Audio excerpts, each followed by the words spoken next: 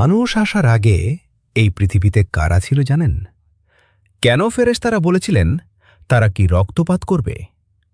আদম আলাইহিসসালামের আগে কি পৃথিবীতে ফাসাদ হয়েছিল? আর কেন একটিমাত্র সিজদা না করার কারণে ইবলিস চিরতরে অভিশপ্ত হল? সৃষ্টির এক রহস্যময় ইতিহাস আছে যা আমরা অনেকেই জানি না। আজ জানব সেই অজানা অধ্যায়, মানবজাতির আগের পৃথিবীর গোপন গল্প। মানুষ যখন আকাশের দিকে তাকায়, বিশাল নীল আকাশ দেখে, চন্দ্র, সূর্য, তারা দেখে, তখন তার মনে প্রশ্ন জাগে, এইসব কিছু শুরু কোথা থেকে? মানবজাতির প্রথম মানুষ হযরত আদম আলাইহিসসালামের সৃষ্টির পূর্বে এই পৃথিবী কেমন ছিল? কারা এখানে বসবাস করত? আজ আমরা পবিত্র কুরআন এবং হাদিসের আলোকে এই উত্তরটি খোঁজার চেষ্টা করব ইনশাল্লাহ। তাই শেষ পর্যন্ত সাথেই থাকুন। মহান রব্বুল আলামিন পৃথিবীতে জিন এবং মানবজাতিকে সৃষ্টি করেছেন।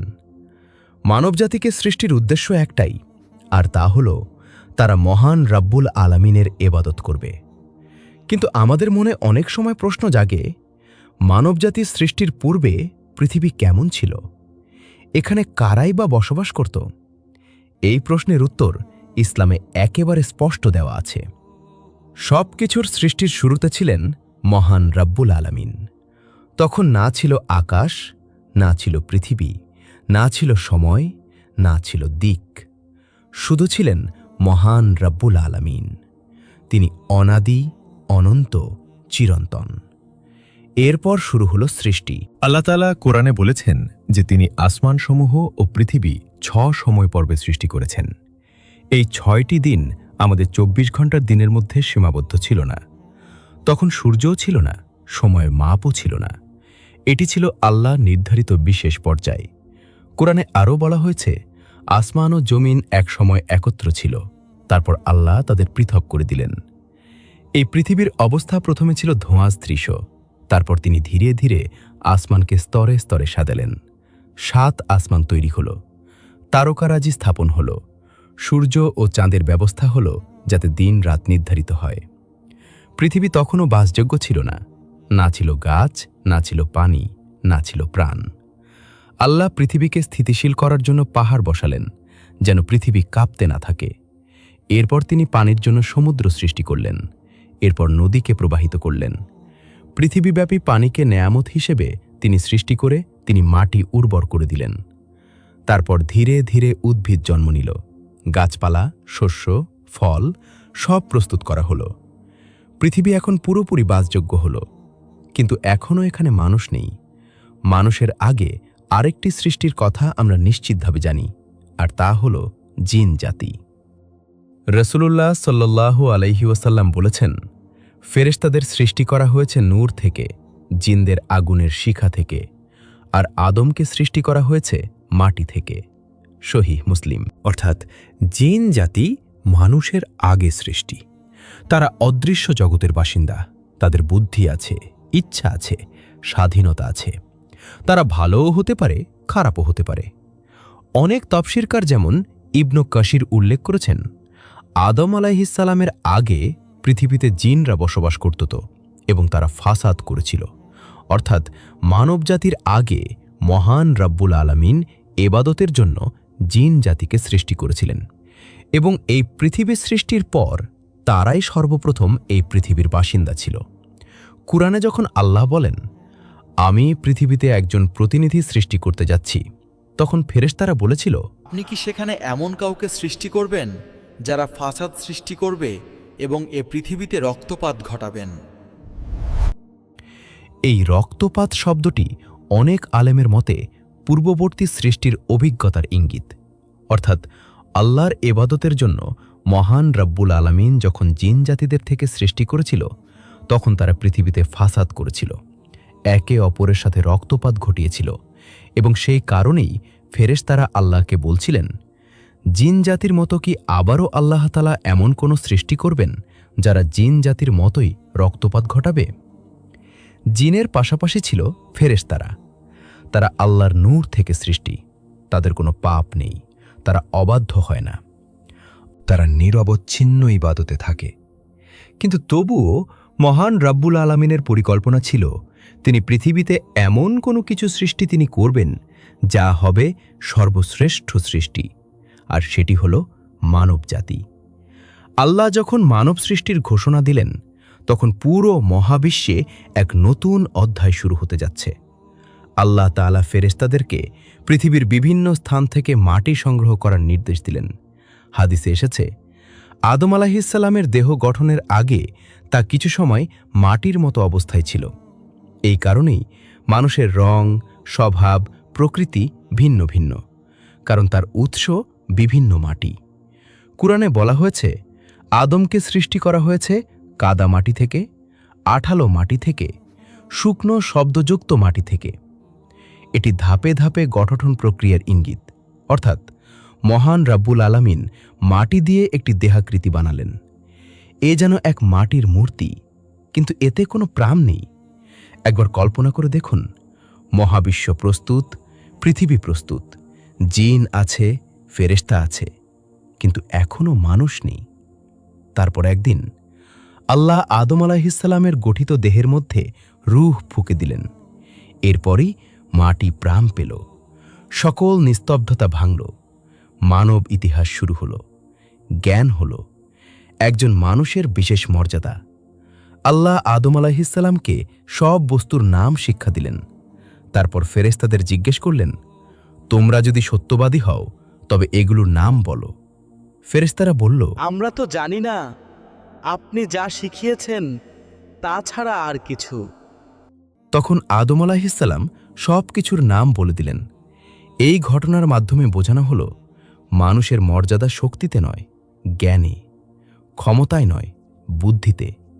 এটাই ছিল মানুষের শ্রেষ্ঠত্বের ঘোষণা। মানুষ হল আশরাফুল মাখলুকাত, অর্থাৎ সৃষ্টির সেরা। এ পৃথিবীতে মহান রাব্বুল আলামিন যা কিছু সৃষ্টি করেছেন তার মধ্যে সবথেকে উত্তম সৃষ্টি হল মানবজাতি। এরপর আল্লাহ তাআলা আদম আলাইহিসসালামকে সৃষ্টির পর তার দেহে রূহ ফুঁকে দেওয়ার পর জিন জাতি এবং ফেরেশতাদেরকে আদেশ দিলেন, তোমরা আদমকে সিজদা করো। তখন সব ফেরেশতা আদমকে সিজদা করল, কিন্তু একজন করল না, সে ছিল ইবলিস। শয়তান জিন জাতির একজন, আগুনের শিখা থেকে সৃষ্টি। তার ইচ্ছাশক্তি স্বাধীন, সে ভালোও হতে পারে, খারাপও হতে পারে, কিন্তু সে অহংকারে দম্ভিত। সে কখনো পাপমুক্ত নয়, বরং সে অহংকারী। আল্লাহ যখন আদেশ দিলেন সিজদা কর, শয়তান অস্বীকার করল, সে করল না, সে বিরোধ করল। শয়তান বলল, আগুন থেকে সৃষ্টি আর সে মাটি থেকে তৈরি, আমি তার থেকে উত্তম। এখানেই শুরু হল মানব ইতিহাসের প্রথম অহংকার। শয়তান জানত আল্লাহ সঠিক, সে জানত আল্লাহর আদেশ সত্য, কিন্তু সে অহংকারে অন্ধ। ফেরেশতারা তখন তার দিকে অবাক হয়ে তাকাল। আল্লাহ তার সৃষ্টিকে একটি নির্দেশ দিয়েছেন, কিন্তু শয়তান তা মানল না। মহাবিশ্বের নীরবতা তখন ভেঙে গেল শয়তানের বিদ্রোহের শব্দে। শয়তান কেবল সিজদা না করেই ক্ষান্ত হল না। সে ভেবেছিল এই প্রথম মানুষ মাটির তৈরি, তার চেয়ে দুর্বল, সে কখনোই আল্লাহর প্রিয় সৃষ্টি হতে পারবে না। সে ভাবল, যদি মানুষকে খারাপ দিক দেখাই, মানুষও বিদ্রোহ করবে। এভাবেই শয়তানের পাপময় পরিকল্পনা জন্ম নিল।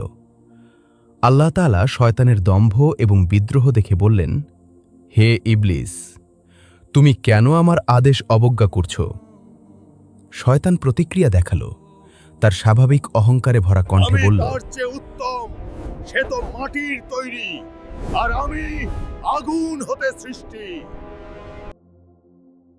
এই ছোট্ট আদেশটুকু পালন না করার কারণে শয়তান আল্লাহর অবাধ্য হয়েছে। সে আল্লাহর ইচ্ছার বিরুদ্ধে বিদ্রোহ করেছে। আল্লাহ তাআলা তখন বললেন, অবশ্যই তুমি আমার কাছে আজ থেকে বিতাড়িত, তুমি ধ্বংসের মধ্যে পড়েছ। শয়তানকে জানানো হলো তার আর কোনো ক্ষমতা নেই, সে আল্লাহর নৈকট্য হারালো। সে আর ফেরেশতাদের মাঝে সম্মানিত নয়, এবং শয়তান বুঝল যে অহংকার করে সে আল্লাহর কাছে ধ্বংসপ্রাপ্ত, তাকে চিরজীবনের জন্য জাহান্নামী ঘোষণা করা হলো। কিন্তু শয়তান এখানেই থেমে থাকল না। সে জানত আদম আলাইহিসসালামের সন্তানরা পৃথিবীতে আসবে, মানুষ হবে আল্লাহর প্রতিনিধি।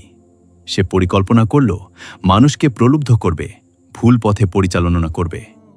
সে প্রতিজ্ঞা করল, আমি তাদের পথ থেকে বিভ্রান্ত করব, আমি তাদেরকে ভুল পথে ঠেলব যতক্ষণ পর্যন্ত তারা ভুল করবে না। শয়তানের এই প্রতিশোধ মূলত পৃথিবীতে মানুষের পরীক্ষা এবং ঈমানের শক্তি যাচাই করার জন্য। এদিকে আদম আলাইহিসসালামকে জান্নাতে রাখা হলো। সেখানে সবকিছু ছিল, শান্তি ছিল, রিজিক ছিল, সৌন্দর্য ছিল। পরে হাওয়া আলাইহিসসালামকে সৃষ্টি করা হলো তার সঙ্গী হিসেবে। তাদের বলা হলো, জান্নাতের সব আহার গ্রহণ করো, সব উপভোগ করো, কিন্তু একটি গাছের কাছে তোমরা যেও না। এটি ছিল তাদের প্রথম পরীক্ষা। ইবলিস প্রতিশোধ নিতে চাইল। সে জান্নাতে প্রবেশ করে তাদের কুমন্ত্রণা দিল। ওই গাছের কাছে সে বলল, যাও এবং ওই গাছের ফল খেলে তোমরা অমর হবে। ফলে আদম আলাইহিসসালাম ভুল করলেন। তারা সেই নিষিদ্ধ গাছের ফল খেলেন। সাথে সাথেই তাদের লজ্জাবোধ জাগল। তারা বুঝলেন ভুল হয়েছে। কিন্তু এখানেই পার্থক্য।